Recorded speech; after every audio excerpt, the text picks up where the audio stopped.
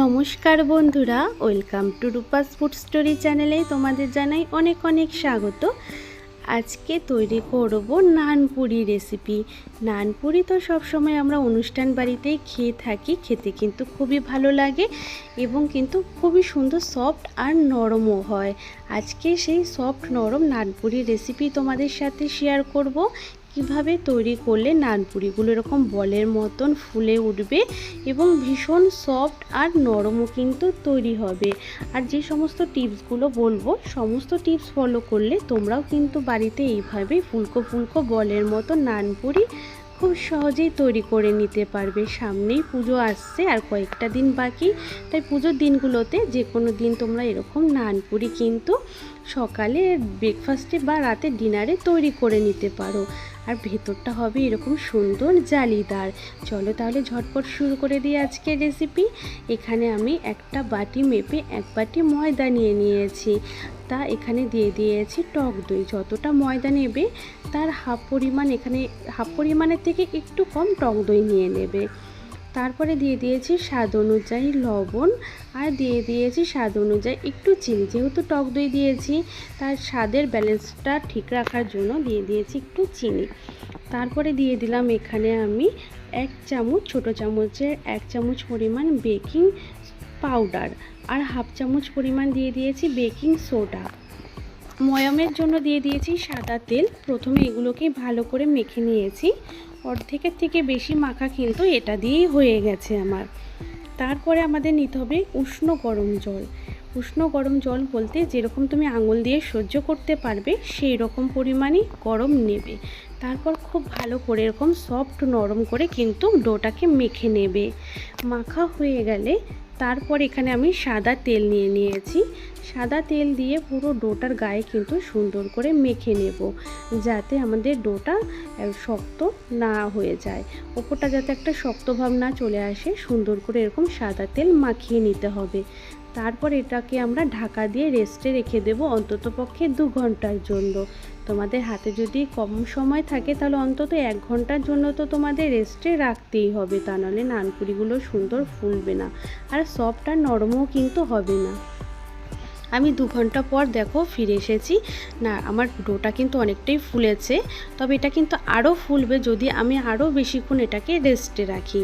তারপর খুব ভালো করে আমাদের এইভাবে মেখে নিতে হবে, যাতে বাইরের হাওয়াটা সুন্দর বেরিয়ে, মানে ভেতরে যে একটা হাওয়া থাকে সেটা যাতে বেরিয়ে যায়। তারপর খুব ভালো করে দেখো মেখে নেওয়ার পরে আমি এটার থেকে লেচি করে নেব। আর লেচিগুলো কিভাবে করতে হবে সেটা তোমরা একটু খেয়াল করো, তাহলে খুব সহজে বুঝতে পারবে।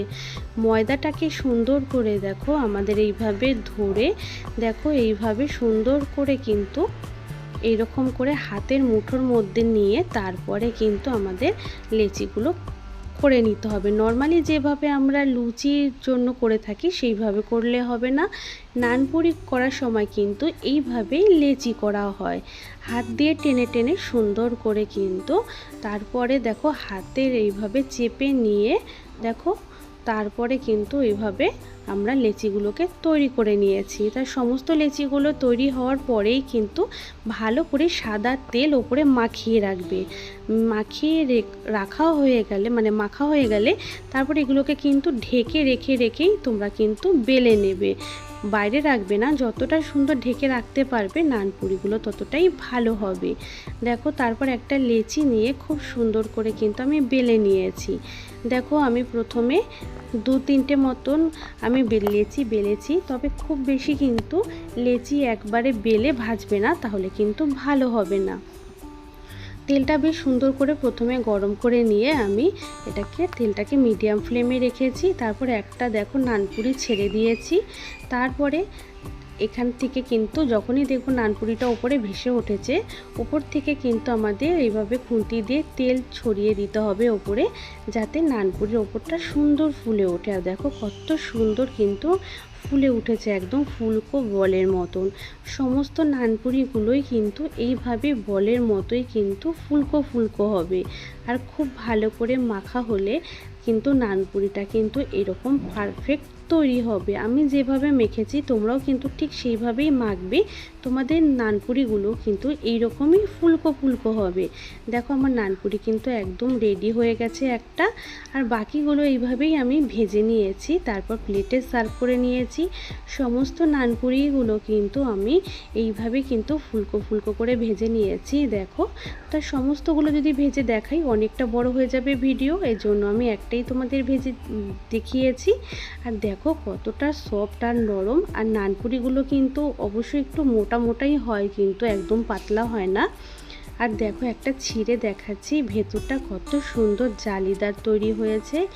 আসল নানপুরি কিন্তু এটাই, যে ভেতরটা এরকম তোমাদের জালিদার তৈরি হবে। কত সুন্দর জালিদার তৈরি হয়েছে নানপুরিগুলো। আর এগুলো তোমরা চানা মশলা বা ছোলার ডাল যেটা দিয়ে ভালো লাগে, আলুর দম, সেটা দিয়েই খেতে পারো। খুবই সুন্দর সফট আর নরম কিন্তু হয়েছে। তা আশা করছি আজকের ভিডিও কিন্তু বন্ধুরা তোমাদের কাছে ভীষণই ভালো লাগবে। ভালো লেগে থাকলে অবশ্যই ভিডিওতে একটা লাইক করো, এবং এই ভিডিওটা আরও অন্যান্য বন্ধু, ফ্যামিলি, বন্ধুদের মাঝেও একটু বেশি করে শেয়ার করে দিও। আমার চ্যানেলে নতুন বন্ধু হলে চ্যানেলটাকে অবশ্যই সাবস্ক্রাইব করে নিয়ে বেল বটনটাকে অল করে রেখো, যাতে আমি যখনই কোনো নতুন ভিডিও আপলোড করব সেই ভিডিওর নোটিফিকেশান সবার আগে তোমার কাছে পৌঁছে যাবে। আমার সমস্ত বন্ধুরা খুব ভালো থেকো, সুস্থ থেকো, এবং পুজোতে তোমরা সবাই কিন্তু খুব আনন্দ করো। আর এরকম নানপুরি কিন্তু পুজোর একদিন হলেও কিন্তু বানিয়ে খেয়ে দেখো, খুবই ভালো লাগবে, এবং বাড়ির সবাই কিন্তু খুব প্রশংসাও করবে। এরকমই নতুন নতুন ভিডিও কিন্তু আমি শেয়ার করে থাকি। তোমরা চাইলে আমি ডেসক্রিপশন বক্সেও কিন্তু কিছু ভিডিওর লিংক দিয়ে রেখেছি, সেগুলো গিয়ে তোমরা চাইলে দেখে নিতে পারো। আজ তাহলে এই পর্যন্তই, আবার নতুন ভিডিওর সাথে তোমাদের সাথে দেখা হবে। তোমরা খুব ভালো থেকো বন্ধুরা, বাই।